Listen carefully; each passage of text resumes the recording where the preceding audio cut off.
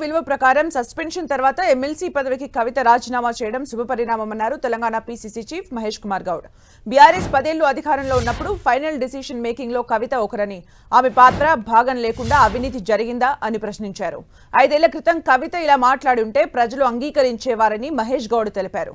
ప్రజల్ని మభ్యపెట్టేందుకే కేసీఆర్ కుటుంబం కొత్త నాటకం ఆడుతోందని, వారి కుటుంబ తగాదాల్లోకి సీఎంను లాగితే ప్రజలు ఊరుకోబోరని మహేష్ గౌడ్ హెచ్చరించారు. ఈ రాష్ట్రంలో అవినీతి జరిగిందా? ఆవిడ భాగం లేకుండా అవినీతి జరిగిందా? ఇవాళ కవిత గారు ఇవాళ మాట్లాడుతున్నటువంటి మాటలు, ఇవాళ చేసిన రాజీనామా వాళ్ళు అధికారం ఉన్నప్పుడు ఒక 5 ఏళ్ల క్రితం చేస్తుంటే ఇలా ప్రజలు దాన్ని యాక్సెప్ట్ చేసేవారు. విచిత్రం అంటే ఈవిడ కూడా దాంట్లో భాగస్వామ్యంగా ఉంది.